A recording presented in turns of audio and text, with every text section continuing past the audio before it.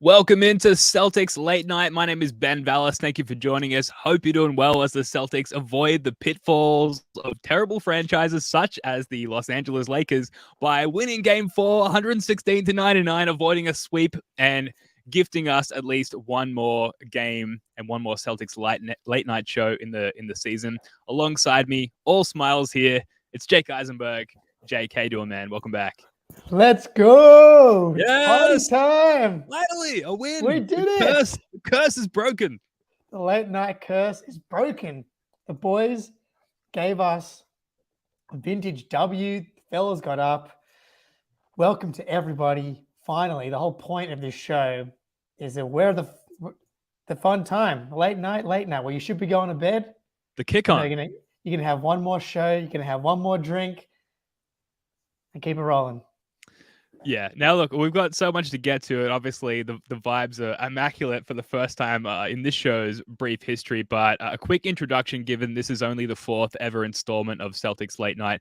We are from the First to the Floor Celtics podcast, which is part of the CLNS network. We've been doing the pod for about 5 years. You can find it on all podcast platforms and on our YouTube channel. If you enjoyed this show and you want more similar content, make sure you find us there at First to the Floor, YouTube, Spotify, Apple Podcasts, etc., and subscribe. Jake, the Celtics, they win. They win for the first time in what feels like forever, 116-99. Just 2 turnovers in the second half. So no teams have come back from an 0-3 deficit. Here's a statistic for you. Yes. 13 teams have come back from a 3-1 deficit, which is where we find ourselves now. It's not impossible. There's a precedent. Jake, just your general takeaways from this game. Man, we were getting a repeat of the first 3 games, it felt like, in the first half and the first quarter. But man, they steadied the ship. Like, you talk about the willingness to roll over, the mental toughness, all the bullcrap we heard over the past 48 hours and today, for these guys to turn up, be down, for it to look very, very similar to games 1, 2, and specifically similar to game 3. Heat were hot coming out the gates again in the first quarter. Celtics were struggling, turning the ball over, to come out down 9, second half, rally the troops, lock down on defense, knock down some shots, get out and run. Vintage elimination game from our guy, Jayson Tatum. Look, who knows what's going to happen, but we're gonna enjoy it tonight. Yeah, who knows what's going to happen? Like, it could all... I won't say it. Who knows what's going to happen? Let's just leave it at that. It was a tale of 2 halves. Going into halftime, down 6. There was a nice response, and part of the story of this game was the Celtics responding to the runs of the Heat, whereas like previously in this series, it felt like our threshold for Heat runs, for Heat punches, was like 1 to 2 tops, and then we would just fall over and die. In this game, we just kept punching back. It was awesome. The resilience was there, finally. But it was a tale of 2 halves, like I said, and in the third quarter onwards, it felt like the Celtics kind of like, I don't know, like figured something out, offensively and defensively. Do you think that's the case in this one, Jake? They definitely felt like they figured out, I mean, look, there's the shooting numbers, man. Like, you don't want to boil all of this down to orange ball goes in for the green team versus orange ball going in for the red team. But, like, they could not hit a shot for the first couple games, especially game 2. Like, that game 2 game, they should have been up by like 25, but they were like at 27% for the game. And today, finally, the Heat, who were like one of the worst 3-point shooting teams in the league for the regular season, finally did not hit every single shot. Caleb Martin doesn't look like bloody Scottie Pippen, and Gabe Vincent doesn't look like the second coming of Isaiah Thomas from the Pistons. And the Celtics have a chance to get back in here. Shout out Joe in the chat, an OG First to the Floor co-host, checking in from Auckland. the shot making is always going to be part of it, but like the ability to knock them down, Al Horford to step up finally and hit some of these shots, like. And again, this was not a perfect game when you get into like the individual performances, but like seeing Al come out aggressively, knocking down shots, felt like just super important, super significant. And the reason why this team was so good all year was like him being this elite offensive weapon, this nuclear weapon that teams can't handle because teams don't have a center that's willing to take 7 or 8 threes and knock them down at a 45% rate. Yeah. At a macro level, it was just the vibes and the energy that the Celtics were bringing, and there's so much at a micro level, like Al Horford hitting his threes and Derek White actually driving to the rim aggressively and finishing and drawing contact and like shooting threes without hesitation. A lot of that went into just like at again the macro level, like just the energy that the Celtics brought in this one. Defensively, like just to break it down to both ends of the court, the Celtics like. They were getting killed by the Bam and anyone pick and roll in this one, especially sort of in the second quarter. Everyone got in foul trouble. Grant had 2, Al had 2, I think Derek had 2 as Jaylen well. as well. Yeah, it was tough. And Bam Adebayo like knew that and attacked everyone and was getting what he wanted. Hence the Heat being up 6 at halftime, despite like pretty decent like shooting percentages from the Celtics there. Then in the second half, and I suppose late in the second quarter as well, we started sending 2 to the ball. And what that looked like as far as defending the Heat was 2 defenders at the rim to meet Bam or to meet Jimmy, stop them from getting up and getting easy looks, and then completely contesting and stopping the dump-off pass as well. We turned the Heat over 15 times in this game, and so many of them, if you rewatch some of the footage, was at the rim. Just like, okay, there's no lane for you to get to the hoop, Bam or Jimmy or whoever. You got to dump it off, and we're right there to deny that pass as well. And that just got us out in transition. It got things humming for the Celtics. It was really good to see. The Heat, they shot 25% from 3, which I think factors into it as well. Shooting luck has been like I guess a popular topic post game so far this series. Do you think it just comes down to shooting luck for both teams, or was it the Celtics defense that actually prevented the Heat from hitting at a regular clip? Or do you not know? Which I think is also a completely fine answer as well. We're gonna have to see the shot quality charts because that's been the hot topic of the series. And a lot of what the talk has been like the Celtics taking these quick threes versus working the ball around. But today they hit like, get a little bit of an advantage. Jayson kicks to Al, knocks down a quick 3. A little bit of an advantage, kicks to Derek, hits a quick 3. Yes, there were plenty of threes that they knocked down that came from working the ball around. But the Heat are just collapsing on the paint, and they were like, you have to make some of these tough, quick threes. Otherwise, we're not giving you anything to the paint. And they were just missing all of them. And and look, Joe's favorite term, earned threes go in. Absolutely no question. The problem is the Heat have been trying to turn the Celtics into a driving team, funneling Jayson and Jaylen into Bam, and they're so good at getting their hands in and causing these turnovers.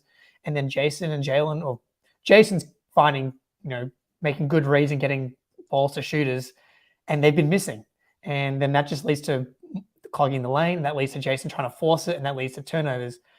Yes, you want to see them earning threes, and you're able to get to those earned threes more when we're locking down on defense. Mm-hmm. And when this game started, did not feel like we were going to be locking down on defense. Getting cooked by Bam one-on-one, couldn't keep anyone out of the paint. They were knocking down threes. But the third quarter, we finally saw like some of the runs that we saw in this year. Like when the Celtics have been at their best and just like taking the souls of their other team is when they're getting stops, and then all of a sudden it's just like bang, 3, stop, bang, another 3, bang. It's just like over and over this wave of stops and athleticism and pace and earned threes. The problem is like it's all connected. You need the tough. You haven't earned that 3 to open up the driving lane to give you the ability to earn a 3. Like it's all connected. We started to see something that I've been clamoring for Tatum in the post. Tatum in the post. We saw it once in the first half, and the Heat defense just freaked out. They sent like 2 or 3 guys. Jayson kicked it, swung it to the wing. It may have been a Derek 3, which he missed. But I was like, this is easy offense. This is an easy way to find earned threes, is because for whatever reason, no one except for the Heat are clearly aware of it, because as soon as Tatum gets it in the post, they're reacting. They know that he can get to his mid-range. They know that he can spin baseline, get to the rim. And then once they do send that help, the passes become really easy. In the second half, one of my favorite plays of the game, Tatum in the post, he's getting deep, and then the Heat shade over kind of one at the nail and one at the top of the key. Tatum stays poised. Marcus cuts like right under the rim, dump off, wrap around pass like around the stanchion. It felt like easy layup to kind of push the lead back out. It's a safe place to be, is Tatum in the post and Jalen in the post as well. If they're going to stick Gabe Vincent on you, instead of trying to drive at him from the top, we saw a little bit of Jalen get to that like bang, bang, and then step and fade away. I don't mind Jalen taking these mid-range long twos, because that means he's not turning the ball over and he's getting a clean look over a defender in Vincent, and a shot that we've seen him make hundreds of times this season. Let's keep it simple. Get the big fellas in the post. Let's go. Yeah, and that smart Tatum to Smart pass / layup that you're talking about, that was actually a really difficult finish, like low key for Smart. Yeah. If you catch it like 2 feet under the basket, you're not looking at the basket, to go straight up and finish reverse the way he did is just like low key difficult finish. But yeah, absolutely, where we were getting Jayson Tatum the ball seemed to be the key offensive adjustment, and we pretty much only seemed to see it in the second half. Like if the Heat send 2 at the ball when Tatum is operating out of the pick and roll, and there's already another Celtic there with Tatum in that action, which is how pick and rolls work, then it's 2-on-2 defensively and offensively. If they send 2 or 3 at the ball when Tatum is ISOing in the post, you're opening up so many more passing opportunities, because spacing wise, you're not crowded with the guy setting the pick who's there. You've got way more spread. You've got way more spaced out offense, way more options to the guys like, for Tatum to kick it to. So we saw that pretty well instantly as soon as we started to go with Tatum in the post there, which was incredible. And as well, we saw someone call it out in the comments before, just the way the Celtics attack the zone. Tatum like getting to the nail, catching the ball, turnaround fade, and the best way of illustrating that, I guess, is the fourth quarter, where I think the Heat cut it to 5 there. They were throwing their junk defenses at us, different types of zones. Tatum checks in, and it was just like bucket, bucket, bucket. And I think the first one was Jayson Tatum catching the ball at the nail, turning, fading, scoring. And he's just like one of maybe 2 maximum players, I think Smart being the other one, who can actually, I'm just looking at your beer commentary here in the chat here, Jake, who can actually like execute out of those nail catches in attacking zone defenses. So yeah, early fourth quarter, Tatum checking in and attacking the zone was like the most glaring example of that. On that, because I feel like that was obviously didn't end up mattering, but Tatum played the entire third quarter and then came out for like 2 minutes in the fourth quarter, and the Heat went to that zone and it was a disaster, like absolute disaster. It was like Brogdon and I don't know how we're still doing Brogdon and Jalen out there, especially against a team like the Heat, where they're throwing these zones at you, and like you have to be able to make quick decisions against the Heat. You just have to. As soon as you hesitate, they chop your head off. Mm-hmm. And when they went to that zone, it was really bad. And it was like, Tatum needs to play this. I thought it was the most obvious thing. It's like Tatum has to play this whole game. And the lead got back down to 5, I think. And then Tatum came back in. As you said, it was bang, mid-range splash, and then it was off. Then the lead was off, and we were off to the races again. But I was like, is this going to be the final nail in the coffin of like everything? Joe, I couldn't fathom Tatum not being in, because yesterday you watched Lakers down 3-0. LeBron plays all 48 minutes. Jokic plays 45 minutes. It's like, if Tatum's not going to be playing 45 minutes plus now, then like, I don't know what we're doing. Because he went to the bench, and both ends it fell to pieces. I'm just like, he has to play 45 minutes at this point. especially with LeBron playing essentially the whole game yesterday at 38 and not getting his team over the hill. There's some sweetness in like us getting over the hill with Jayson Tatum at 19 years old and not playing the full game, and yet we're still able to do it there. Shouts to the Lakers. Yeah, definitely the emphasis offensively, getting Tatum the ball in different spots. It's a shame that we had to wait till like literally halfway through game 4 when we're on the total brink, like the biggest version of being on the brink of elimination. We have to wait till we get to that point before we start to show Jayson Tatum different looks. And like, lo and behold, it works amazingly. Just a few notes here. So the Heat, their role players, Duncan Robinson, 0 of 4 from 3. Gabe Vincent, 1 of 4 from 3. Strus, 1 of 5 from 3. Caleb Martin finally starts to look human, just 2 of 5 from 3. And his 2 makes came quite early. And they were inhumane makes. Like, they were insane. And early in the game, you're like, okay, like, this is the same formula. The Heat are just hitting everything, and the Celtics, they came out with intent. They do look better on both ends, but like, our series can just come down to if your role players are hitting absolutely everything, then it's over. And that's kind of been the case thus far. And yes, like, credit the Heat and what they've done, discredit the Celtics defense and offense as far as them being a no-show so far in the series. It was so good to see the Celtics' best defensive effort coincide with the Heat's worst offensive shooting efficiency. Like, you have to, I know we talk about luck and shot quality and stuff like that, but you have to believe based on that there is some correlation between us bringing our A game defensively and the Heat finally shitting the bed offensively. Yeah, definitely. And there were even a couple early, especially in the first quarter. And I like honestly respect the Celtics for sticking with it, because it could have been really easy just to be like, this is not our series. If Gabe Vincent's going to be doing this, if Caleb Martin's going to be doing this, like, what chance do we really have if they're going to be playing? Like how are the Heat going to have all these guys on their roster when they're going to have to offer a supermax to Caleb Martin, supermax to, Gabe Vincent, they've got these guys playing at like this absurd level. It would have been really easy for the Celtics to look and be like, whatever's happening with these role players on the Heat right now, there's just nothing we can do about it. They stuck with it, and then they cranked it up. They did, no question, they cranked up the defense. They were flying around. I do think the defense, especially in game 2, is really good. And what makes this kind of tough is like, how do we not steal, game 1 or game 2 to make this a tied series right now, which obviously hurts. But the fact that we were close in those other games where the Heat were scorching hot, and the Celtics almost won game 2 shooting below 30%, while the Heat were still like firing on all cylinders. So like, they can win a game where they don't win the shooting percentage battle.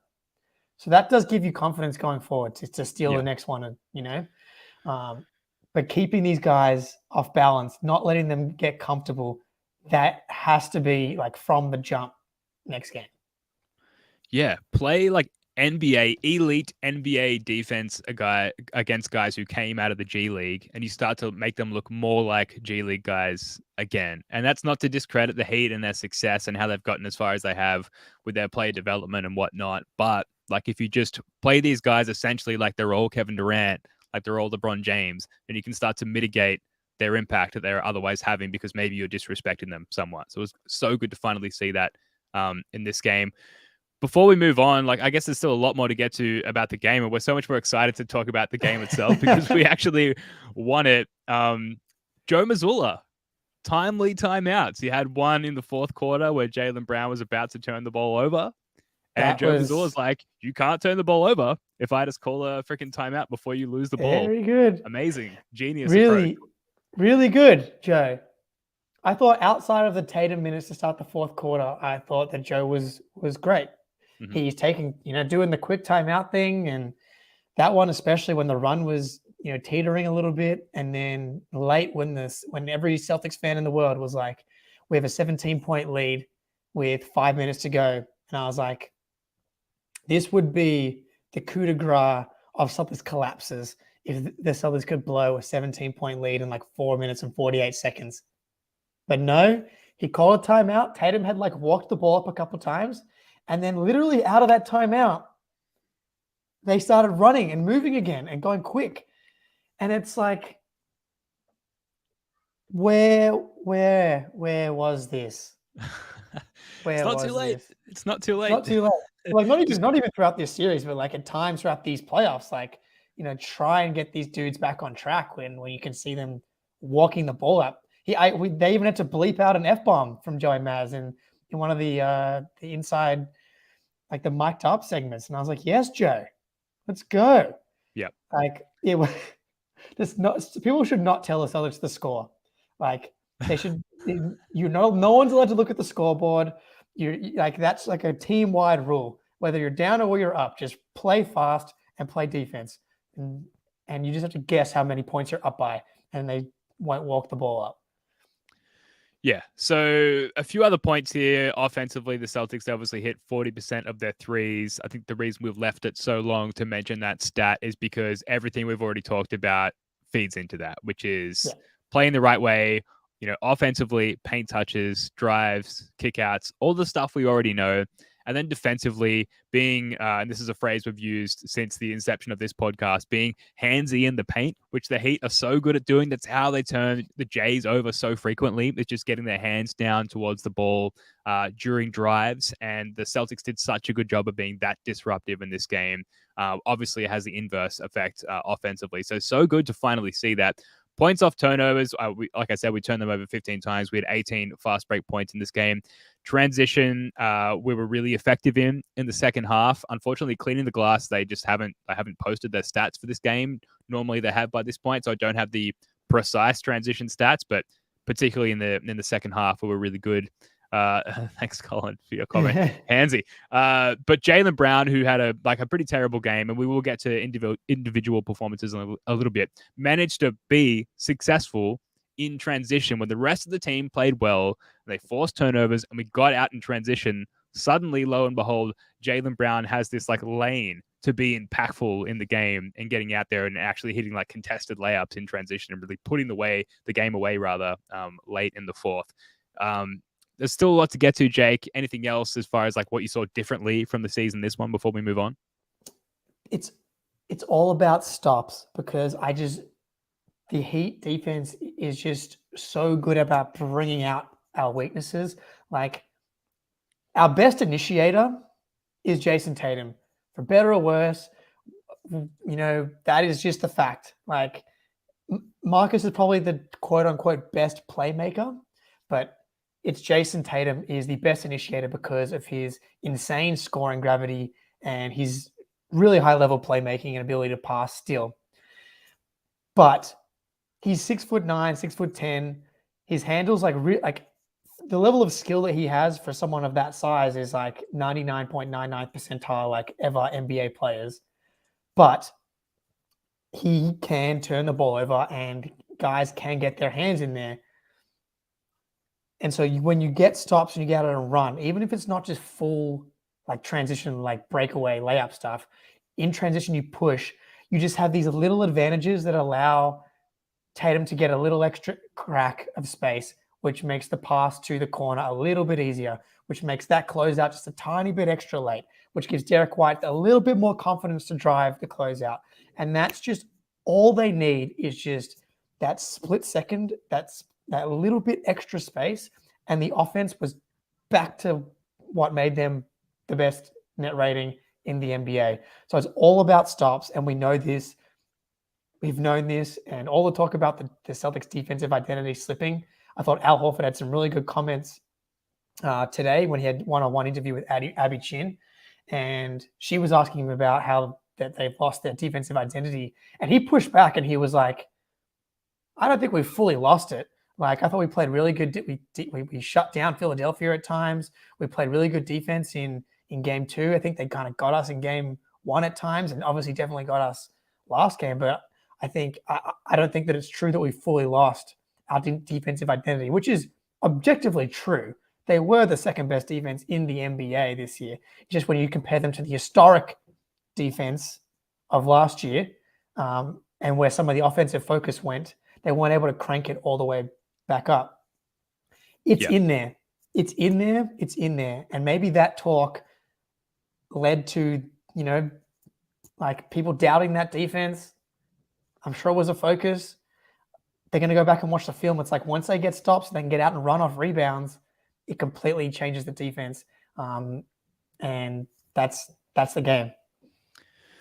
I guess as I'm starting to like talk myself into the Celtics coming back somehow, does it like just like humor me or not, or like feel free to shut me down and put me in my place? Does it kind of feel like the Heat have like if the Celtics played this way every night and they're hitting all their threes, but they're earned threes, as our New Zealand correspondent Joe pointed out earlier.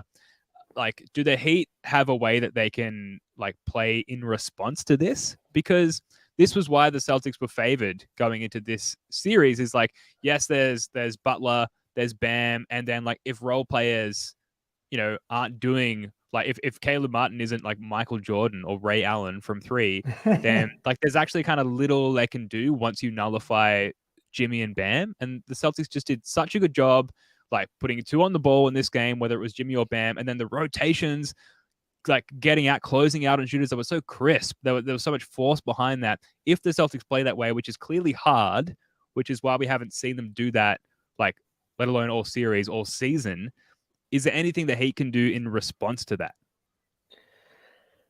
I'm sure there is. This is why I'm not quite an NBA coach yet, though. But I'm sure there's going to be some kind of SPO adjustment. They're going to come up with something to deal with the Celtics defense that they saw in the third quarter. But it comes down to keeping your guy in front of you, guarding your yard, stepping up and having that ability to just be like, I'm not getting beat one-on-one. Because once you get beat one-on-one, the Heat are so crisp with their ball movement and they have good enough shooters where they can make you pay. But that being said, like the Heat shot 30% from three in the Knicks series. Mm-hmm. They were ice cold. It's absurd that like their hot shooting has been in 5 games against the Bucks and in 3 games against the Celtics. It's like, and then in the 6 games against the Knicks, it just completely slumped. And the fact that it's rocketed straight back up against the Celtics is frustrating. But like Max Strus was a 33% three-point shooter in the regular season. Jimmy Butler was an 11% three-point shooter in the Knicks series. Like Duncan Robinson fell out of the rotation for a reason. Kevin Love got bought out for a reason. There is absolutely a way for you to talk yourself into this, Ben. Like there's Don't tell me that. I don't need to know that. I don't know if that's healthy, Jake. Is that a healthy way to walk around for the next 2 days? Being like Celtics in 7? No. We're going to do it anyway though, right? Terribly not. No, God, no. As soon as this game ended, straight jumped in the ocean, screaming primally, just with joy, finally that they've done this. Yeah. And in the back of my mind, I know that we're, probably going to lose, but like I'm convinced that we're not now. So it's literally unprecedented. Yeah, but look, everything's unprecedented at some point. So I will say, like, just win the next game. This is crazy oversimplifying it. Win the next game. Suddenly you're back in that. John Zanis was saying it on the 3-2, baby. Before. You're back at 3-2. Like, that's your wheelhouse, Jayson Tatum. 3-2. That's where you love to be. So, like, a little bit, like, it's so important. Again, like, doesn't need to be said, obvious, but like, just win the next game, and suddenly you're like fully back in the fold. So I'm excited in that sense, but I'm also like, I feel like I've matured as a Celtics fan, and like, if they lose the next game, I won't be that disappointed because I won't have allowed my hopes to get too high. Let me ask you this. If they win the next game, but then lose game 6 in Miami, is that going to feel like a pretty sizable moral victory? No. See, I think maybe. I don't know. I'll have to tell you how I feel when we get to that point. But I feel like this is what the Celtics do. They do this in the course of a game as well. They'll get you back to a point where they like to use the Dennis system, inspire hope, only to separate entirely at the very end. They do this with late game runs where they cut it to like 3 or 4 or whatever it may be. Like if they lose in the next game, it's like, okay, great, you avoided getting swept. We're better than the Lakers. That's awesome. And like in the whole comparison of like 17 championships each against the Lakers, we should be able to at least hold above them. Yeah, well, at least we didn't get swept in 2023, and therefore we are absolutely better than you. But yeah, if we win the next game and then lose in 6, I'll feel almost more disappointed because it's like, oh, you got me back in, you got me fully reinvested emotionally, and then you like dump me on my ass. How do you feel about that?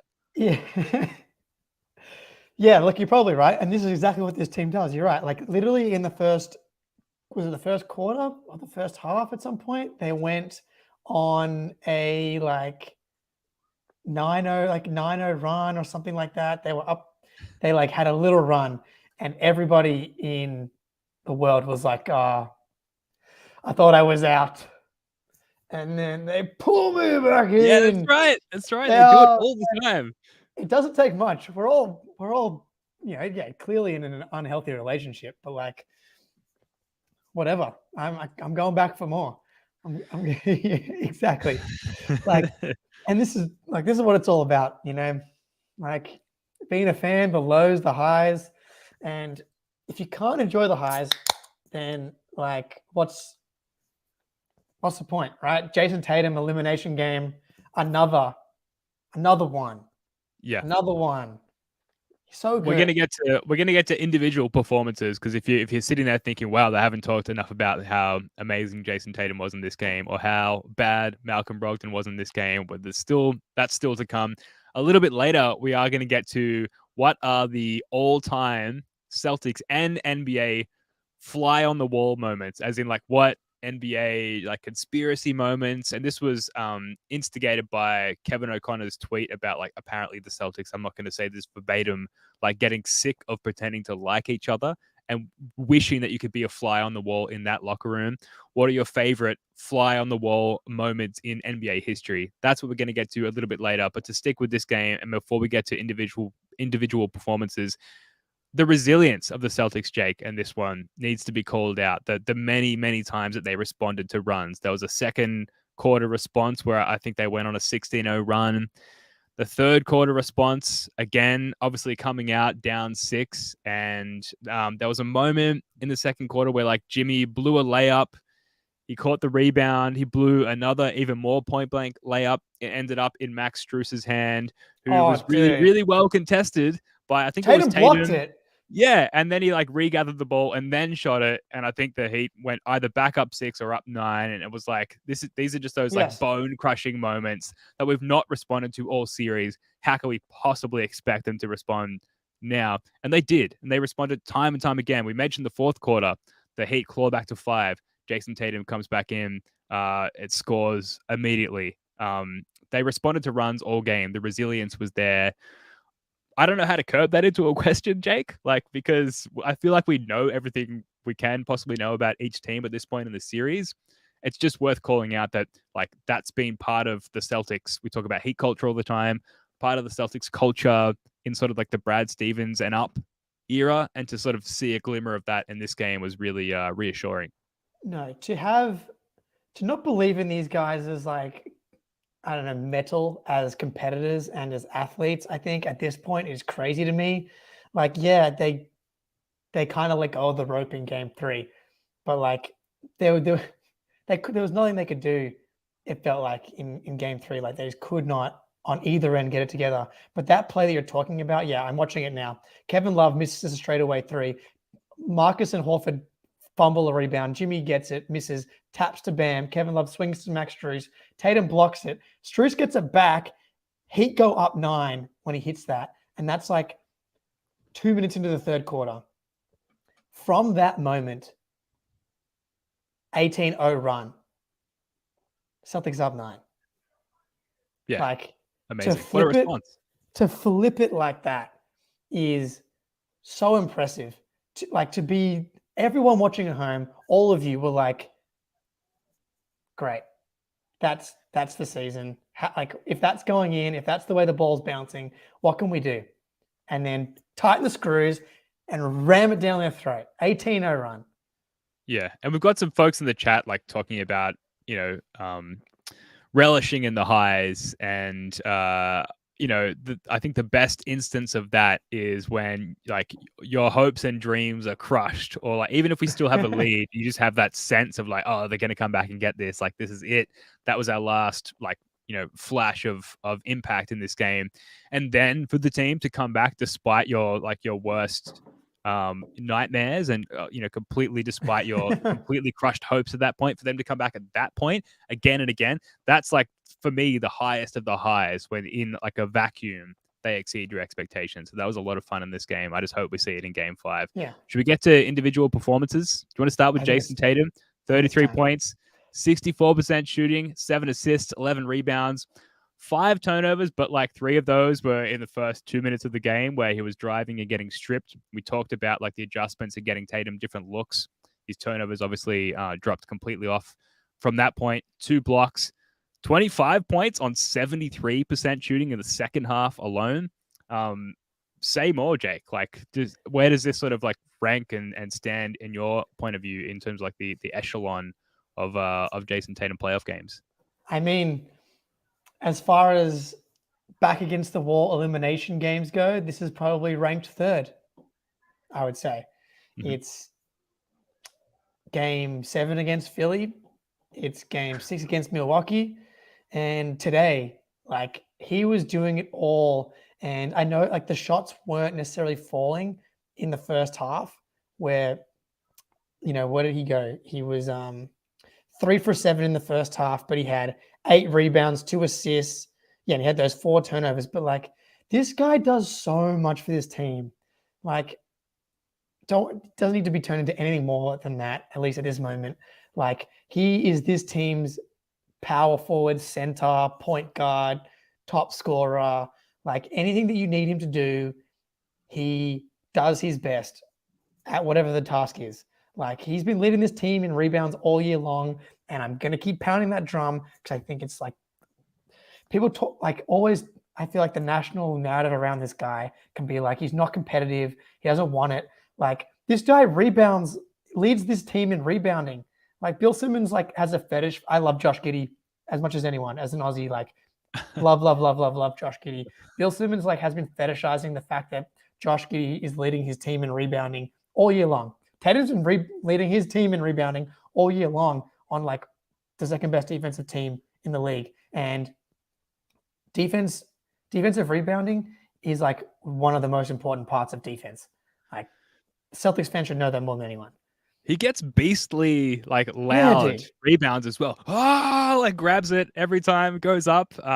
He like feasts on the boards. You love to see it. And you sort of hope, hasn't always been the case, but it was in this one where like it sort of permeates through the rest of the team. And, the intensity in which Tatum grabs the rebound sort of continues on as the team pushes the ball up the court there. So Tatum, yeah, I think I'd rank it like 3 in terms of playoff captain's knocks, and just because yes, like there have been elimination games in the past, like I'm thinking like the bubble, game 7 against the Raptors. Game 7 against the Raptors was huge. Tatum.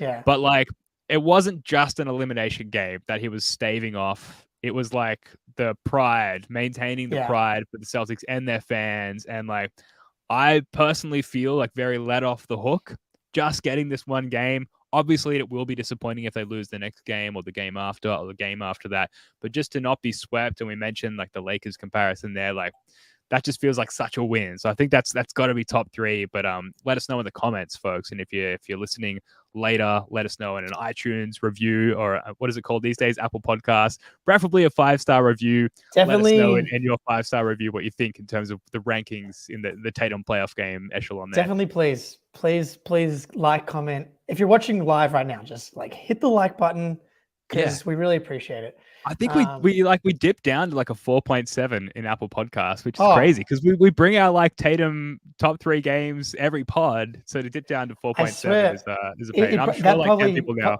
That probably happened after game 5 of the Philly series. If I was if we go back and look at what day that one came in, that would be my guess. I have a spicy question for you here.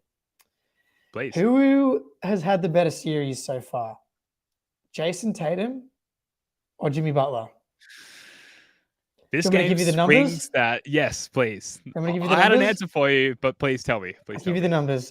Jimmy Butler, 39.1 minutes.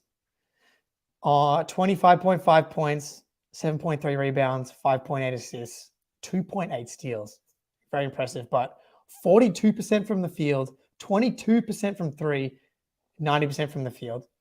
Jayson Tatum, 27.8, 10.3 rebounds, 4.5 assists, 4.3 turnovers. But on 50% shooting, 31% from three, 92% from the line. Tatum's numbers are like markedly better. I am convinced that if the rest of the Celtics team had turned up in game 1 and 2, that it would be 2-0. Like Tatum was the only dude that played above like at his like expected level, and Rob in game 2. Outside of that, like no one else turned up. And it was like, he's been really, really good in 3 out of 4 games. Maybe towards the end of a couple of those games, he struggled, but like someone's got to help. I'm about to say some stuff that I don't want to say out loud, let alone think about, but it's Jimmy Butler.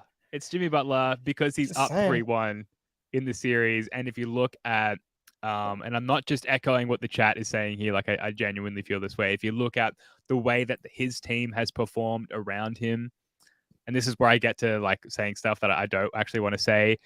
No, it's fair. I hate saying this. Hate culture, like that is kind of like 50% Jimmy Butler there in terms of how he. Yeah, thanks, Jim Smith. 1, 2, 3. Sleep well. Sleep tight, Jimmy. In terms of like how Jimmy Butler, that is, makes the rest of his team perform. I think you have to give Jimmy Butler a lot of credit there. So while Tatum statistically might have been more impressive, if you obviously factor in the lack of supplementary teammate performances, like yes, but like it's Jimmy Butler because his team's up fucking 3-1 in the series. Like I can't believe you, man. I cannot believe you. But like, I'm just kidding. You back me into a corner, Jake. Like it's that's the truth. Unfortunately, I don't like to say it. I don't like to think it, but that's the truth. How about this then? You might be right. And look, the turnovers are probably the stat that swings the matchup, right? Tatum just can't have those turnovers down the stretch in games 1 and 2. Jimmy's been better, and there's definitely the Christopher Feely here, so that like the intangible stuff, which I think Tatum is underrated in that aspect, but Jimmy, his ability to sense certain moments, I feel like he even sensed it today, but he wasn't able to convert. He felt the game slipping away, and he tried to assert himself. He went on a little run. He ended up matching Tatum, I think, and not quite matching Tatum bucket for bucket in the third, but he tried to. There was a Tatum-Jimmy duel happening. Tatum just outlasted Jimmy in the fourth quarter. But I think that's part of Tatum's growth, is that really sensing those moments, able to impact the game like more surgically. Like Jimmy's just so surgical in moments throughout the game where he's able to get to exactly what he wants. He's able to get someone involved when they need to be involved. And Tatum's still getting there from that perspective. I think Jimmy's a totally fair answer. I think like the narrative even coming into today's game was like Tatum's just had a bad series, but it's just like completely not true. He was not great in game 3, but all other games he's been good. And honestly, like I was going to say, like if you just switch Caleb Martin and Malcolm Brogdon, like it could easily be 3-1 the other way. Like I'm not kidding. But that's what I'm talking about. Like, what effect does one player have on the other? Like, what would Jimmy Butler be getting out of Malcolm Brogdon in this series? It's highly speculative, and some of it is highly speculative. A lot of it comes down to timing, right? Like Bobby Manning, I think, reported on the Garden Report after the game that like clearly Brogdon's like forearm injury is somewhat significant, and I'm sure that Caleb Martin feels like incredibly healthy and like in his prime right now. So there's those elements as well. But it would be interesting to see like what kind of smoke Jimmy Butler would be blowing up the arse of Malcolm Brogdon if you could reverse the roles. We do need to take a very quick break just to mention our sponsor. Jake, I was informed that we don't have to do the full read on the video version or the live version of the podcast, but we will just call out our sponsor, FanDuel, there, because right now new customers can get a no sweat first bet up to $1,000. That's $1,000 back in bonus bets if your first bet doesn't win. We love using FanDuel. They have great promotions every day. It's a safe and secure app. You get paid instantly, which if you're a gambling enthusiast like some of us might be, you would have come to have learned that a lot of gambling apps don't necessarily pay instantly, if at all. Jake, like looking forward to game 5. Have you got a multi? Have you got like something that you could present to the people betting wise? I don't have a parlay quite ready yet, but honestly, what I would do, and I'm a coward. I can't lie. Sometimes I'm a coward. I've already placed my money line bet on the Miami Heat just as an emotional hedge. That's personally what I would be doing for the rest of the series. Is just like at this point, I need something to cling on to if the Celtics are going to lose. So you put like $100 on the Heat to win game 5, and you win $240. Like the odds are really good. And this is the Celtics are now favored heavily again. Not a good sign. Not a good sign. Finally today, the Heat were finally favored, and the Celtics blow them out. Which just goes to show like no one knows anything. Yeah. Cool. Yeah, and like bet on the Heat, like just for an emotional hedge as well. Like you lose, that's what I'm saying. Celtics lose, then you win, and vice versa. Yeah.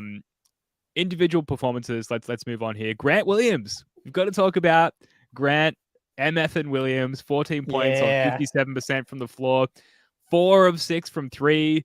The defense, the block on Jimmy Butler, and then just like poise to not talk his shit in that moment. Yeah. You could tell he was like, it took all the restraint in the world not for him to like bark back at Jimmy Butler. Jaylen Brown had a post-game quote after the game saying just like verbatim, Grant comes in and adds to winning, which he absolutely did in this game. Thoughts on Grant Williams in this one, because it's so nice to see him back like fully in the rotation, Jake. He was huge. The block on Jimmy Butler, man, what a cool story arc.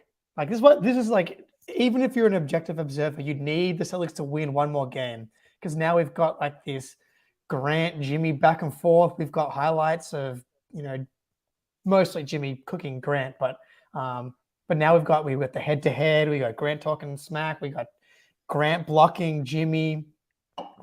Colin playing Settlers of Catan right now in Grant's an homage honor. to Grant Williams. Yeah, that's right. I hope you're stockpiling sheep right now. That's usually my go-to resource when I'm playing Catan. Grant, solid, man. Look, we need like the Heat are playing Grant like he's PJ Tucker. Like go back and watch, and Grant is wide open. They are not defending him like he's a 40% three-point shooter. Well, one thing we do know about Grant, he's like not scared to shoot.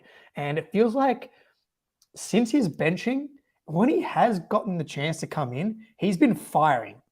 And one of the biggest issues with Grant previous to him being banished to the netherworld, to the, what's the place in you're not going to know the answer to this, the place in Yu-Gi-Oh where they get sent when, not going to chat. If you're a Yu-Gi-Oh guy, where's the place you can get sent when... I'm used to saying like the Shadow Realm. Is that a thing? Honestly, it might be the Shadow Realm. That's probably the word I'm looking for. Okay. Before Grant got sent to the Shadow Realm, he was pump faking and trying to do all this stuff. And then now, since then, anytime he's come back, he has been firing away.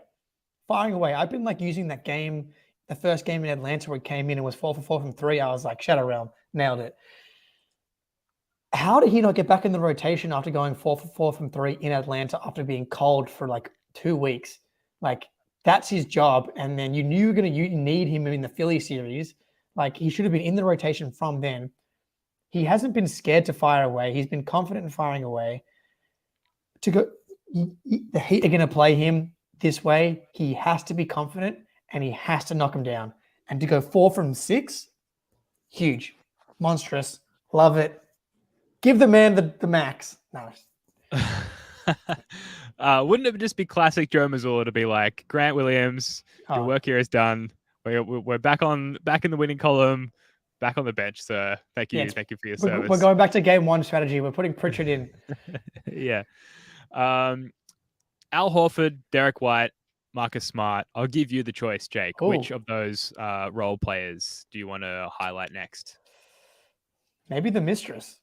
Ooh, It's been a little finally, while. It's been mistressing a little again. while. Yeah, look, I started making hotel bookings for me and the mistress to catch up after these games because he's kind of disappeared for the last 6 weeks. I've been ghosting him. You had like a roadside motel perma booked in case Yeah, any action was on, and now you're like calling up the Marriott, like looking for last second yeah, reservations. exactly. Yeah, there's usually a last second. I've got enough Marriott points at this point from how good Derek's regular season was, where they make me a priority. But finally, D White, and it was like obviously he knocked down shots. Like today, 3 for 7 from three, 5 for 10 from the field. But the play that epitomized Derek being back to me was he got an offensive rebound over Jimmy Butler, kind of like hit him with an elbow to like the neck, and then goes up for the and one. And I'm like, winning plays, Derek White. Like D White missed a lot of shots in last year's playoff run, but he made a lot of winning plays. That's what we want to see. Look, shots are going to come and go, but what I have always loved about D White and what we always love about Smart is that they make plays outside of the box score, whether it's an offensive rebound, loose balls, deflections, all that stuff. I felt like we recaptured some of that today with Derek, and that's the intangible winning play stuff. But you called it out earlier. Early in the game, he drove on Max Strus and got right to the rim for a little classic D White herky-jerky floater, which we haven't seen since, as you said, game 2 of the Atlanta series, it's felt like. There should be plenty of cracks for him to take advantage of, whether it's Gabe Vincent, Duncan Robinson, Max Strus, where, Tatum's creating these advantages. D White's got, if they're closing out hard, drive that thing. Get those little floaters up. Like, he was great. I thought his defense was really good. Yeah, D White, thank you, sir. Yeah, so much of like what has made this team successful has been diminished in the postseason, and not just in this series. Like Derek White hasn't really showed up since like game 3 of the Hawks series. And so to start to see those pieces be built back up again, and for Derek White to, because like, yes, like the sort of for a while there, the last remaining piece was just Jayson Tatum still being awesome. And that's just not enough if you've got no one else performing around him. And to start to see, despite Jalen's sort of streak of bad performances here, those other complementary pieces, and there's been a lot of talk about identity for this team. Those role player pieces start to be built back up around Tatum, and in this one, Derek White actually being himself again, and as well as like driving aggressively, 2 blocks, 2 steals. Like that's our all defense second team guard being who he is again. Actually hitting threes.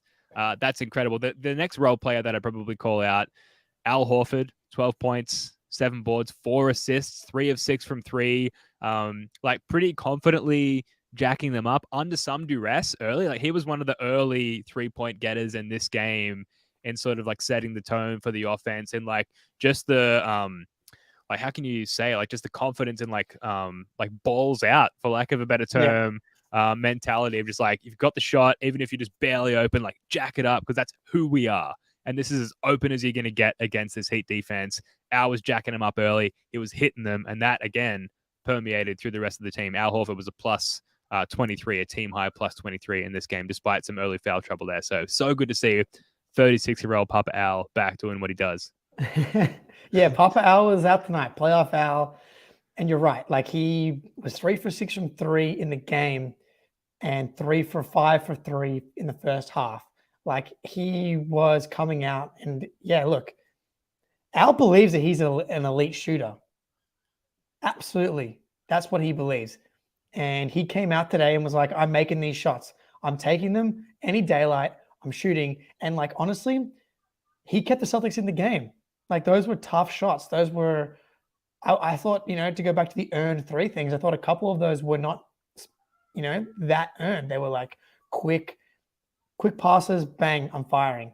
And we needed them. Like this, it cannot be overstated how important Al Horford knocking down threes are for this offense. Like it's been everything ever since he's been in Boston. Even before he went to Philly, like that pick and pop with Isaiah Thomas was like elite. He shoots a lot more of them now than he did back then, but like that's always been, when he's been in Boston, been a massive, massive reason of why the Celtics offense has been successful. Please, basketball gods, make this the beginning of something new. Please, please. I hope they have an ice bath on the team plane, because there's a few guys actually that need to just be placed inside of that plane ice bath on the flight back to Boston. Al at the top of that list. And the timing of Al's threes, like most of them came early in the game. We talked about the Heat role players being like 1 for something, 2 for something. They're like BS shots that they were hitting that we've seen all series. Al was like getting his shots in, his 3-point shots made at that time. So like absolutely keeping us afloat. And yeah, we saw the other guys sort of pick it up later in the game. Talked about Derek White, Marcus Smart, 3 of 9 from 3, but all extremely timely threes. No less than in the third quarter when the Heat were making their run, and it was like, oh no, like the Heat are punching back again. We've barely been able to withstand one run in this series. Like now they're coming back for the third time. Like this has got to be it. And Smart hit like a pretty contested corner 3 off, I believe, a Tatum pass to put it back up, I don't know, 6, 7, 8. And just to sort of like re-inspire confidence in certainly me watching from home, freaking the F out, but I'm sure the Celtics are on the court as well. So that was really good. His 6 assists were crucial. And we've talked about this all year on the podcast, the First of the Floor podcast. Like, subscribe, share. That the person who's best at finding Jayson Tatum at the nail against zone defenses is Marcus Smart. We talk about Tatum being an excellent play initiator. Technically, I guess Tatum is initiating the play by getting himself to that catch point on the nail against the zone, but it takes a certain talent, given all the turnovers we've seen this year, to get Tatum the ball in those positions. And Marcus Smart is like the GOAT at getting Tatum the ball in those positions on this team. So I was really impressed with what I saw from Smart in this one.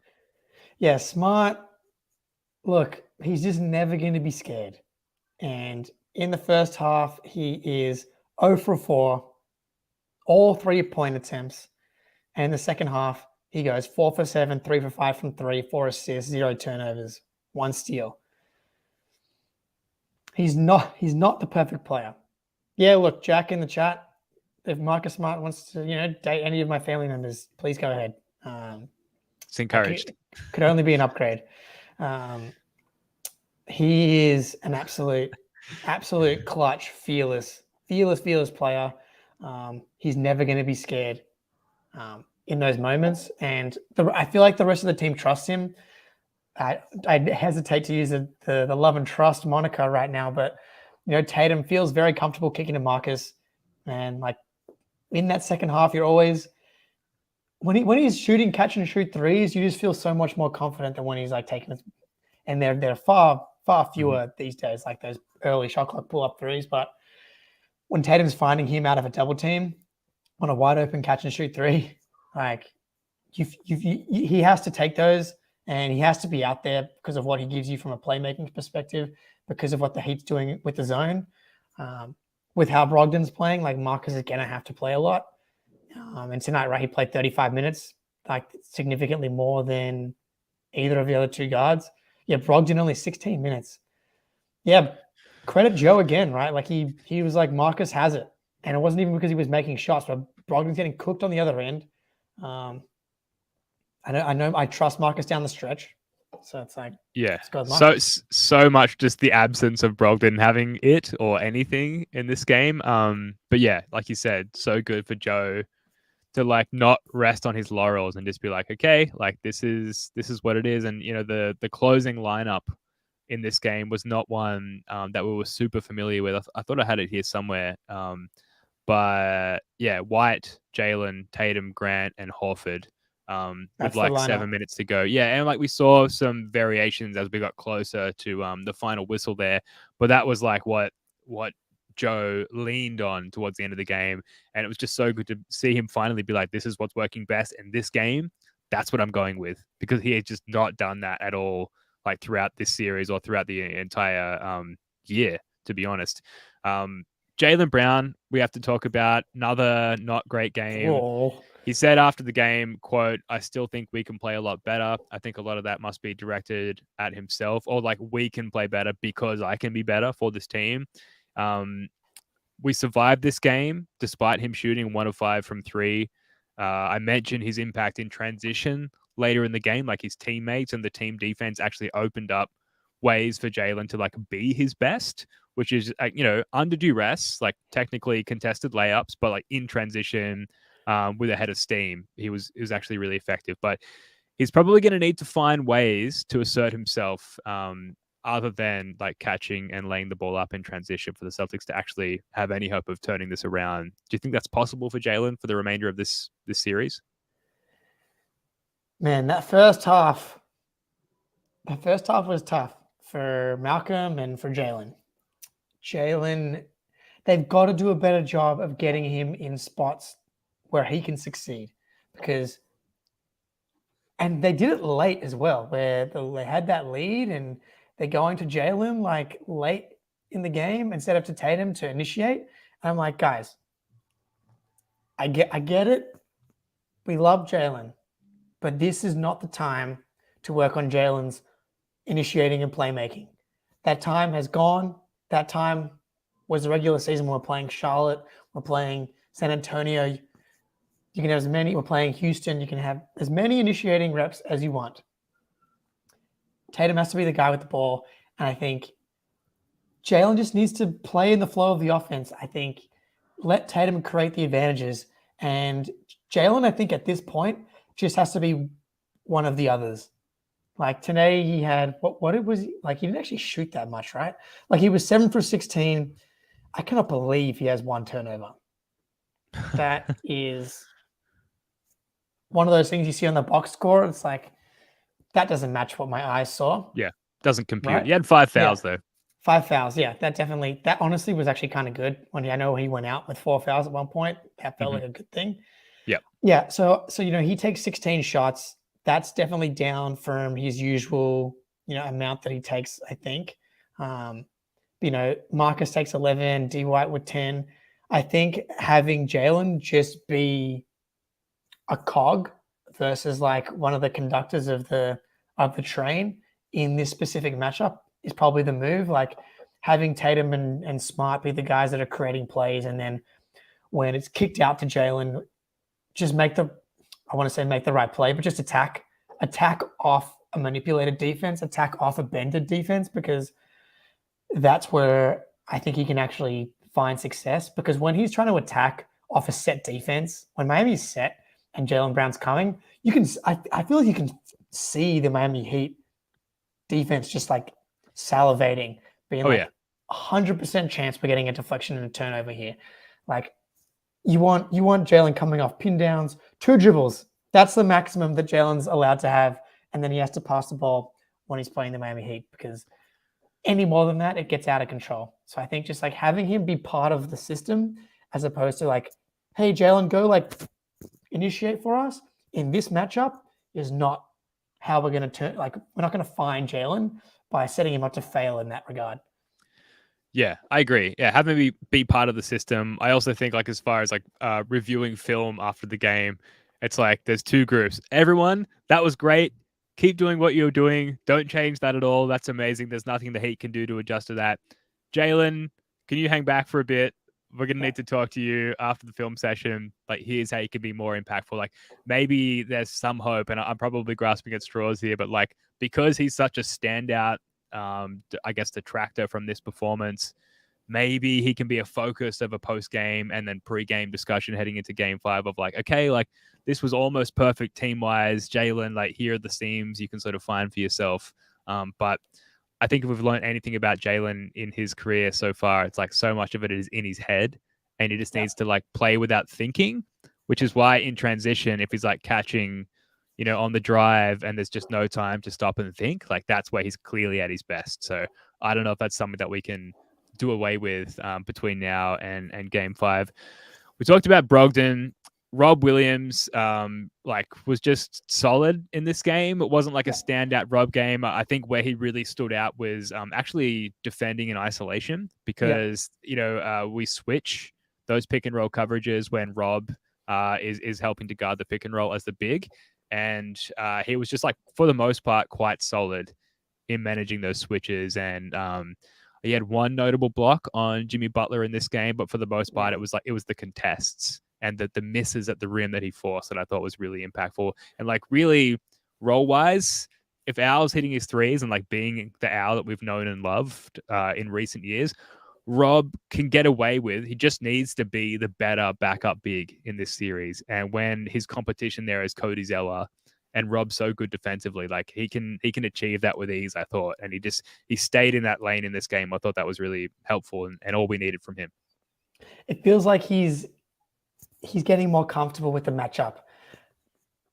Jimmy Butler's pump fake is so elite, man. It's like he always kind of had it, but he got to the Heat, and D Wade has to be the guy that comes to mind when you think about like a wing scoring guard that's like makes his money living, in the mid-range and restricted area. Like Jimmy, obviously different players, but D Wade's pump fake, DeMar DeRozan, these guys are so good at getting guys up, and Rob wants to block your shot so badly. And the first game or two, he could not help himself. But it felt like today, he did a much better job of staying down.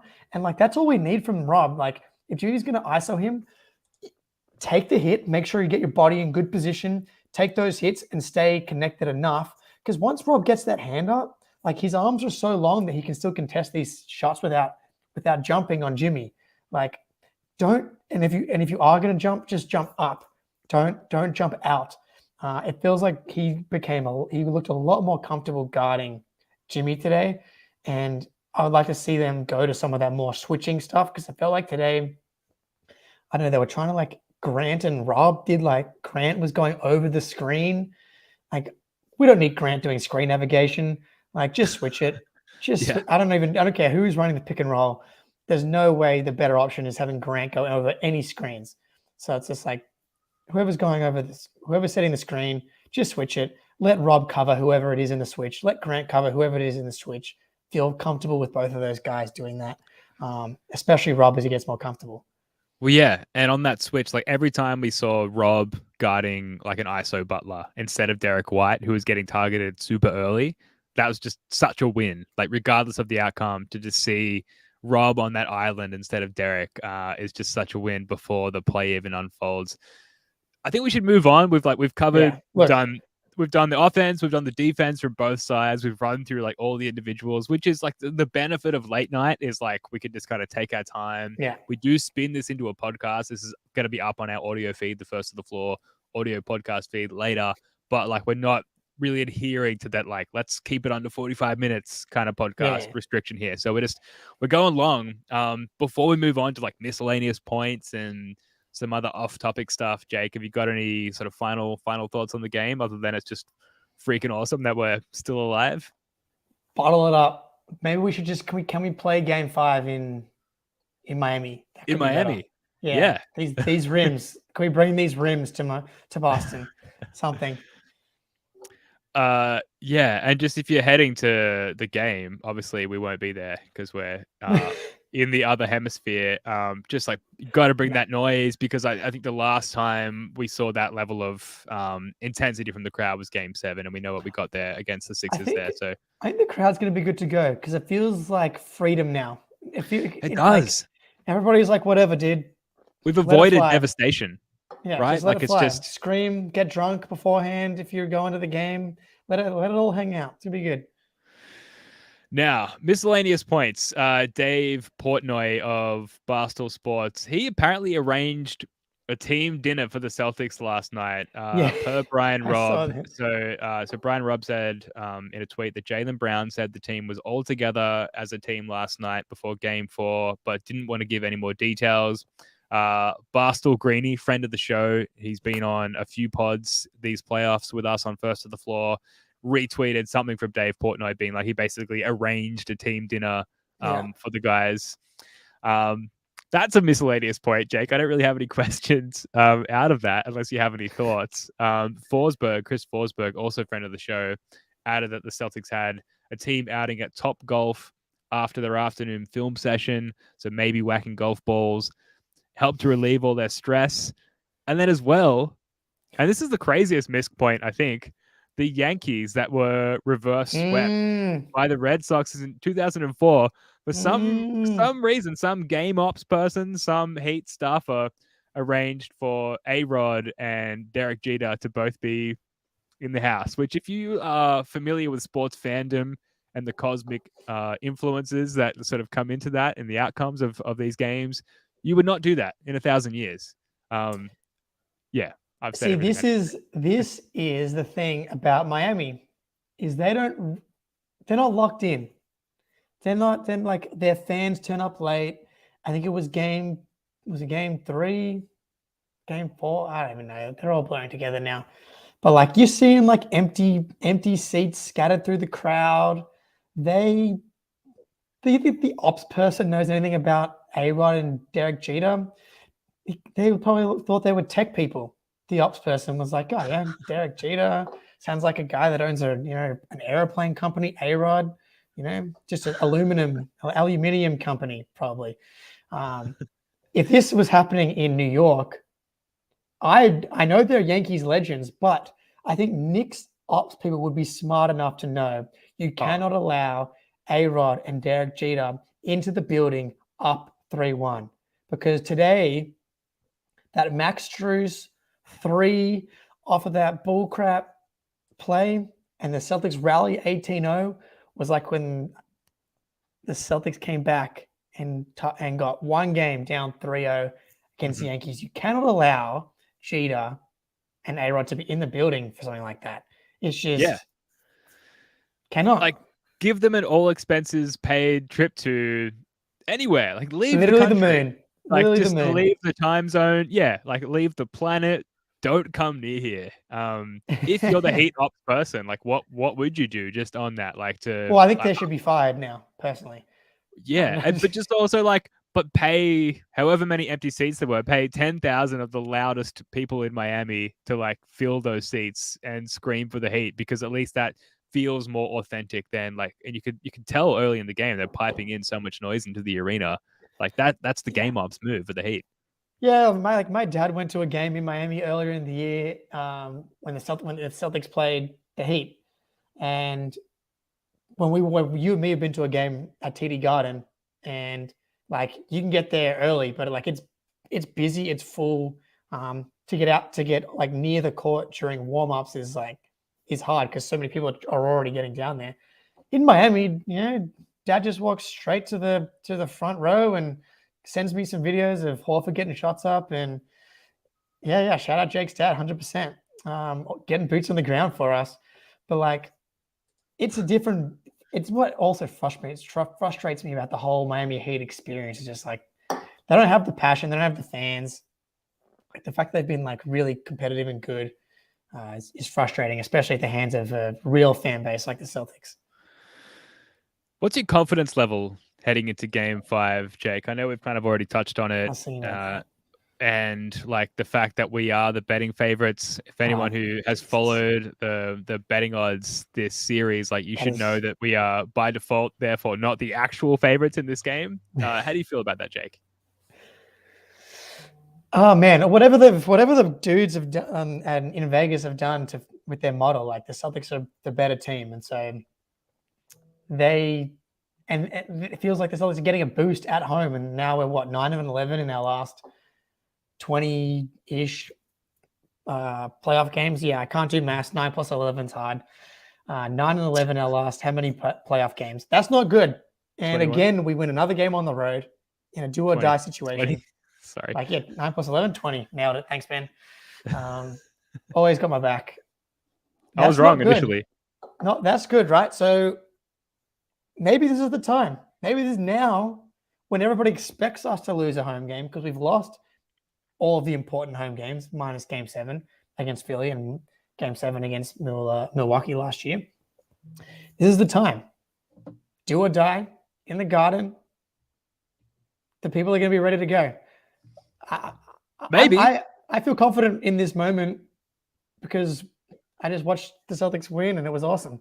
But 7 seconds before tip-off, I'm going to be wanting to vomit everywhere. Yeah. So, yeah. Yeah. Confidence is not like an applicable word for me. Like, I'm not confident that they'll win. I'm not confident that they'll lose.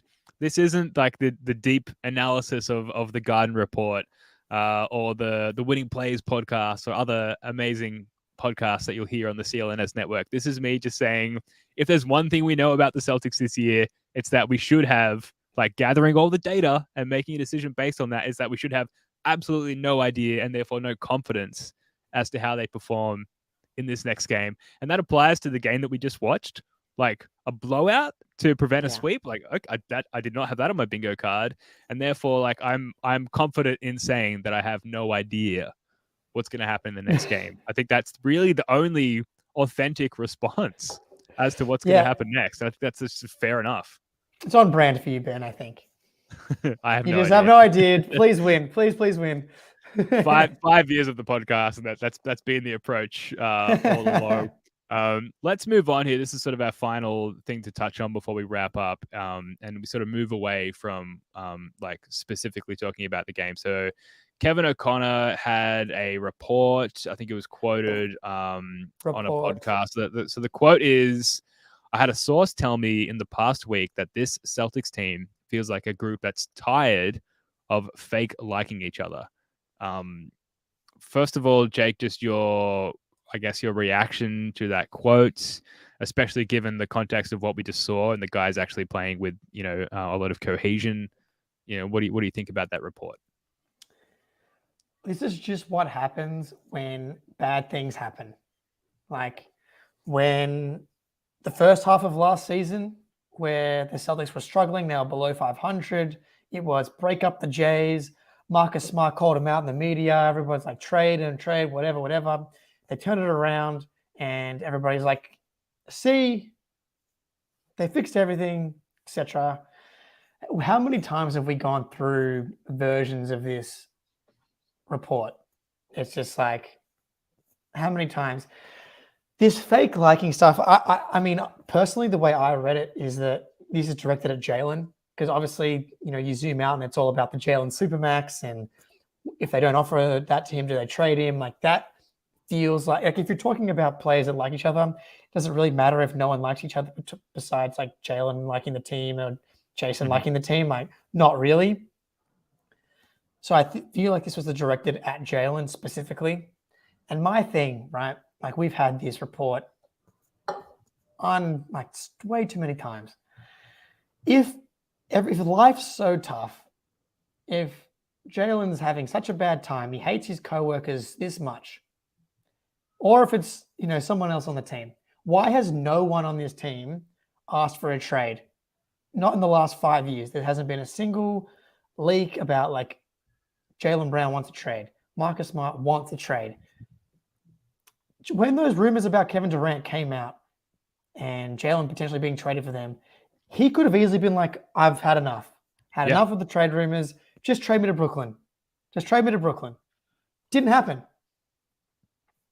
And if there was any sense of that internally, like, that would have been the time to trade him for freaking Kevin Durant. And that wasn't done, because clearly there's wins to be had. There's championships to be won with the Jays intact. And also Malcolm Brogdon, Blake Griffin, two newcomers with sort of the added context of how other locker rooms compared to this year's locker room have both said multiple times this year, like, how much of a one-of-a-kind unity and cohesion there is among the guys in this locker room. So to go from that, like, multiple instances of that level of praise, to like suddenly these guys are pretending to like each other. And then you look at the phrasing of Kevin O'Connor's quote-unquote report. It's like, my source reports an opinion on this. It's my source's perception of some vague details that I'm getting. It's not like, here's what we saw, here's what we know. It's basically like,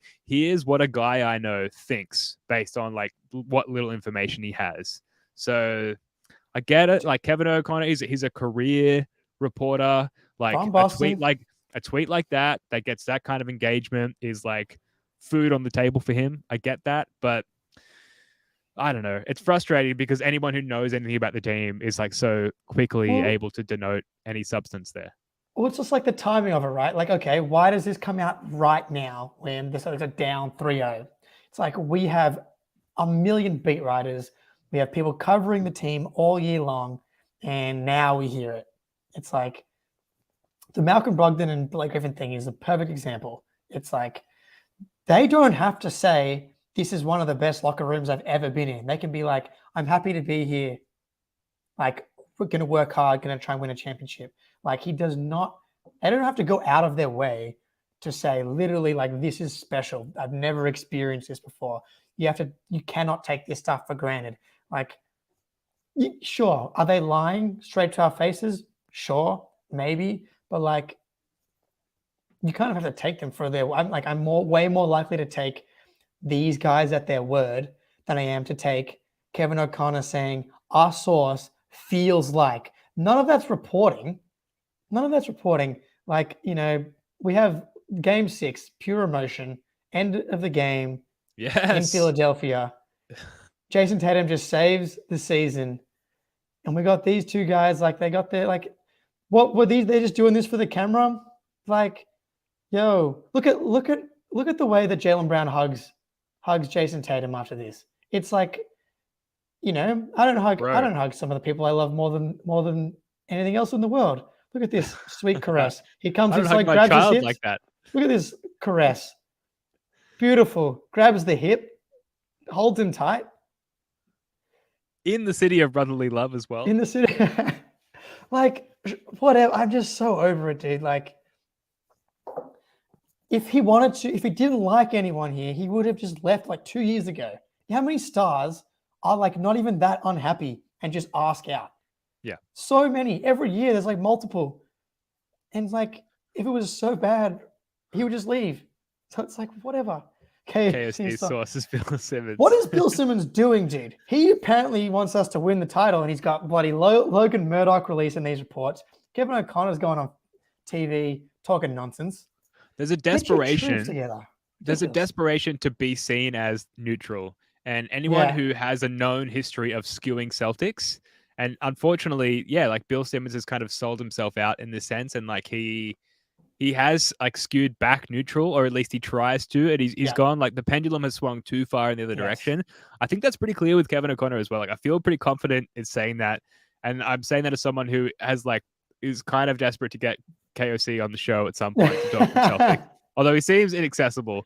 But we'll continue to try. So all of that is to segue into what we'll finish up on here, Jake, and that is, what are your all-time Celtics, but also like we'll zoom out to the NBA angle on this as well, your all-time quote fly on the wall moments? And if that's not clear, like what moments in NBA history that typically happen behind the scenes do you wish that you were present for as a fly on the wall?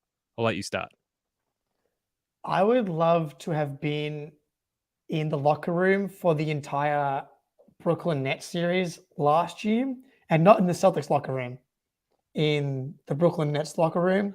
Like, as an Australian, I'm like so intrigued by the whole Ben Simmons existence, and to have him like leaking reports every day about his health status in a series where they like really needed him. I would have just like, where he wore that like clown, it was literally a clown suit. And there's a shot of like Rob dunking on the Brooklyn Nets, and in the corner is Ben Simmons just standing there, literally looking like a clown. I should have uploaded it to the stream. It's the orange pants. Yeah, orange pants, the purple stuff with the John Lennon glasses. Un-Australian. I mean, yeah. Look, the Australian part getting tough, and I would love to just see him in the locker room and people interacting with him, where he's like, they go down 0-3 and the reports are like, he might be back. He was supposed to be back for game 3, doesn't play. And then like literally in the wake of it, the hours after, it's like the Brooklyn Nets are expecting Ben Simmons to play in game 4. He, in fact, did not play in game 4, and they lost and were swept. So just to be around the Brooklyn Nets, because I think that's got to be the weirdest of the Ben Simmons interactions, because I think Kyrie and KD you know about guys from around the league, but until you actually work with someone and around someone every day, like you can't appreciate like how weird or how bad something is. Mm-hmm. I would have just loved to see them dap him up in the locker room afterwards. Would have been gold. He's like hiding his phone screen so they can't see him, like texting, like direct things to Woj and Shams. Yeah, that's a good one. And folks, let us know in the chat, like what are your all-time NBA or Celtic fly on the wall moments? I'll go with the Ainge Fultz, like where were they? What happened? What was the conversation when Ainge was like, you know what? I'm not going to draft Markel Fultz. I'm actually going to trade that pick and devise this genius plan to get the best prospect in the draft while also getting a first-round pick that I believe became Romeo Langford. Yeah, bummer. But still, that's draft capital. Like, what was that conversation? And what was the moment where Ainge was like, geez, like, I can't draft this guy. Yeah, what was it? Like, what did he see that no one else saw? I'd love to be a fly on the wall in that moment. Yeah, because I know Markel Fultz like a big Chick-fil-A guy, and that would have been not a red flag for me, considering how much I love Chick-fil-A. But maybe it was something like that. Maybe he saw the shot being broken. Like that's got to be one. Maybe he broke it. Yeah. Maybe he put him through some sort of verbal diatribe of like, you ain't shit. Like, like to see if he puts it through every draft prospect to see if he can break them down. And Fultz was like the first guy who broke down. Speaking of Danny Ainge, I feel like you could just, how many Danny Ainge trades are there, and just to be around where he like figures it out, like the KG to the Nets trade. Maybe the one where he's probably the most ecstatic was his most recent trade, like the Rudy Gobert trade. I would love to have been next to Ainge when he just got Vanderbilt. But he's just like, just lights up a cigar, whiskey. He's like, I just may have made the best trade in the history of the NBA. 5 first-round picks for Rudy Gobert. Just unzips his pants, just relaxes. It's like, time for a fast PP. I also had Kyrie Irving after saying he'd resign, and this isn't like this is a fly who like lives in the locker room all year, right? Of course. Who witnesses like just the degradation of that relationship, including what does government mean to you, everything that happened leading up to that, and since then, like I want to know. Like I want to know all about what happened there, going from if you guys will have me, I'll resign, to like ask me in July, to the franchise like will boo him forever. Celtics fans will boo him forever. Fill in the dots. Like connect the dots. I want to know. The like remember the infamous plane ride like from like from east to the west coast, and they had like this. Kyrie got up in front of everybody and gave that speech, and they won like 2 games in a row. Golden State, like, the magical plane ride. Yeah. And then it collapsed again. Like I would have loved to see the team being like, yeah, cool, bro. Cool. Yeah. What are the like airplane bathroom one-on-one convos happening? Like, oh, can you believe this fucking guy? Like Kyrie, here he is again. Like just any time he gave a press conference, I would love to have just been next to Jaylen Brown and been like, hey, did you hear Kyrie just said this thing about the young guys again? So good. And Jaylen's just like, serenity now. And now they're best buds, so who knew? Yeah. Not so interested to be a fly on the wall for that. I don't care as much. Colin in the chat called out when Jordan Crawford was player of the month. That's a all-time response. I was like, you're speaking Ben's language. Yeah. That's my jam. The IT trade, I think, is another one. Tough. Just like that's a tough call. Danny Ainge is like one of maybe 3 people ever in modern history who could make that call. I don't think Brad Stevens could make that trade. I think he cares too much about like the people side of things.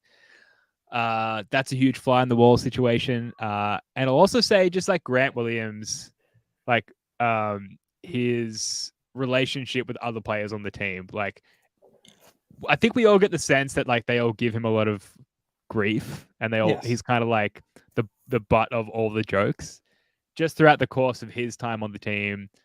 Fly on the wall, experiencing all of the Grant hate. You know, there's love in that hate, but it's definitely being dished towards Grant at all times. I think that'd be another good thing to witness. Yeah, to be in the locker room after the Cleveland game where he has the "I'ma make them both" stuff. Yeah. Like to be in the locker room for that. But to balance it out, I would also like to be in the locker room after Game 7 against Milwaukee and see how everybody like. He's like, yeah, cool, Grant. You made some shots for once. That's what you're supposed to do. Yeah. Yeah, there's footage of that, of him like being like, yeah, like coming back after he did like press immediately after the game, and you can see everyone's like, all right, like go have a shower, settle down. That's why like Tatum in the post-game press conference of Game 7 was like, oh man, like now we're gonna have to hear about this for the next forever. You're only that open because of how awesome the rest of us are. What else? Have you got any other Celtics fly on the wall moments, Jake, before we pretty much wrap up? Not off the top of my head, but like this is a much sadder one. Just like being around the IT Celtics team, where his sister died, and they like rallied, and because that was still probably the most emotional like experience as a Celtics fan. Yeah, like to being around like the brotherly love that team like clearly showed each other. I think would have just been like cool to see. And then following on from that, being in the locker room after the Kelly Olynyk game, Game 7 against the Wizards. Ooh, yeah. Big time. Yeah. These are just all just like great Celtics moments from the last 5 years. Yeah. As far as NBA moments, and we'll just quickly touch on this because we're like, hour and a half here now. MJ's first retirement. That's like it's like a top 3 NBA conspiracy. What happened? Was he in trouble? Was there a sort of a gambling debt or a gambling situation there that the league had to distance themselves from him? He had to distance himself from the league. I think that's like to be in the room there with David Stern and Michael Jordan. That's my number one. I wish I was there. NBA moment. Like we're never gonna know, man. But he was not very good at baseball, so you wonder, was that a forced attempt at baseball, or did he really like baseball that much? It's hard to say. Like he clearly didn't have a no sweat first bet if it was gambling. Like that maybe could have kept him out of trouble there. He could have won it back. That's definitely the one. Or do you want to be in the locker room where Michael announces that he's coming back, and then being in like the Rockets locker room, like being around the room when you hear, oh man, like there's not really that player in the NBA right now like MJ. Like now that LeBron's kind of slowed down, like if LeBron had retired, I don't know, like after they won the 2016 finals, just as like the Celtics were kind of like on the rise, and the season before, like the season we signed Kyrie, trade for Kyrie, we hear that LeBron's coming back to the Cavs with Kyrie and stuff. We're like, damn it. We're going to go to the finals. That'd have been awesome. So I would imagine like being around the league and hearing that MJ was coming back would have been hilarious. Yeah. Yeah, absolutely. Well, look, if you have any other NBA or Celtics fly on the wall moments, let us know. There's definitely more. I mean, the NBA has been pretty well rife with conspiracies, legitimate or fan-made or otherwise, since the league's inception there. So there's a lot of good stuff to get to there, and maybe we can circle back on some of this on the next late night show. I think that's going to do it for this one. Jake, have you got anything else on the game or anything we've touched on so far that you want to wrap with? No, Upshot 99's got it. Next 2 out of 3 are in Boston. Yes. Legacy's on the line. Let's show the league what we got, dude. Game 5. See you guys after the show, after the game. Yeah. All right, that's going to do it for this one. Celtics in 7. See ya.